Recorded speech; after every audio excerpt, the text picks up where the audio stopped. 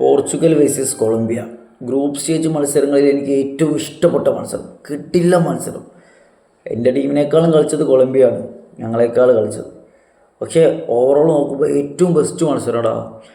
ആദ്യ മിനിറ്റ് മുതൽ final whistle വരുന്നത് വരെ മത്സരം മാതിരി പവർ, മാതിരി പേസിലാണ് പോയതെന്ന് അറിയോ.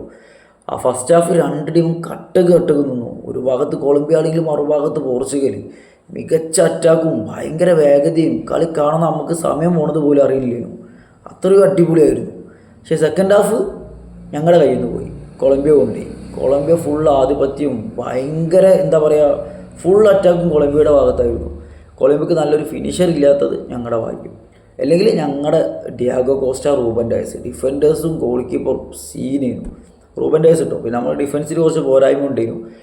പിന്നെ മത്സരത്തിൽ ഗോളുകളൊന്നും പിറന്നിട്ടില്ല. പക്ഷെ കിട്ടില്ല മത്സരമായിരുന്നു. കണ്ടവർക്ക് അറിയാം ഏറ്റവും ബെസ്റ്റ് മത്സരങ്ങൾ. നമ്മളിപ്പോൾ സെമി ഫൈനലൊക്കെ കാണില്ല, ആ ഒരു ഫീൽ. രണ്ട് ടീമും ഭയങ്കര വേഗത, അതും ഇതും ജയിക്കണം എന്നുള്ളതൊക്കെ വെച്ചിട്ട് ആ ഒരു സെമി ഫൈനലൊക്കെ കണ്ടൊരു ഫീൽ കിട്ടി.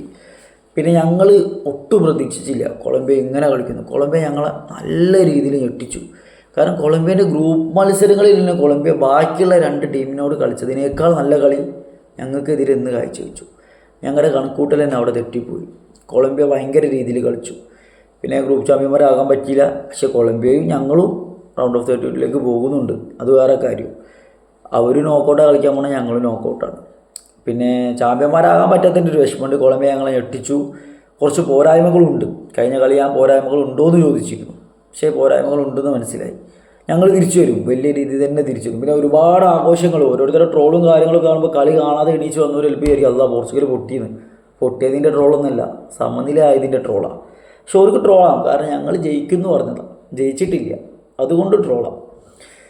ഞങ്ങൾ ഈ കൊളംബിയനെ കൊണ്ട് കൂട്ടിയാൽ കൂട്ടില്ല, അവരെ കൊണ്ടൊന്നും പറ്റില്ല എന്നൊക്കെ പറഞ്ഞിരുന്നു. പക്ഷെ അവരെ കൊണ്ടും പറ്റിയില്ല, ഞങ്ങളെ കൊണ്ടും പറ്റിയില്ല എന്നുള്ളതാണ് സത്യം. റിസൾട്ട് വെച്ച് നോക്കും. പക്ഷെ അവർ നല്ല രീതിയിൽ കളിച്ചു. ഞങ്ങൾ തിരിച്ചു വരും, ശക്തമായിട്ട് തിരിച്ചു വരും. പിന്നെ ആകെ ഒരു പ്രയാസം എന്താണെന്ന് വെച്ച് കഴിഞ്ഞാൽ ഞങ്ങൾ ഈ സൈഡായിപ്പോയി. ഇനി നോക്കൗട്ട് കളിക്കുന്നത് ഞങ്ങളുടെ ശത്രുക്കളായ അർജന്റീനയും ബ്രസീലൊക്കെ അപ്പുറത്തെ സൈഡാണ്. അപ്പോൾ ഞങ്ങൾക്ക് ഇതിൽ ഒരാളെ കിട്ടുള്ളൂ, അതും ഫൈനലിൽ. അവർ ഫൈനലിൽ എത്തും വേണം. നമുക്ക് നോക്കാം എന്തായാലും. പിന്നെ ഞങ്ങൾക്കിപ്പോൾ റൗണ്ട് ഓഫ് 32 ക്രൊയേഷ്യനൊക്കെ നമ്മൾ തട്ടും. പിന്നെ ആ ഫേസിൽ task round of 16 Spain. Round of 8 ഞങ്ങൾക്ക് താരതമ്യേന ചെറിയ ടീമിനാണ് കിട്ടുക, സെനഗലോ ബെൽജിയോ. അതായത് റൗണ്ട് ഓഫ് 16 ഒരു ടാസ്ക്, പിന്നെ സെമി ഫൈനലിലെ ടാസ്ക് ഉള്ളൂ.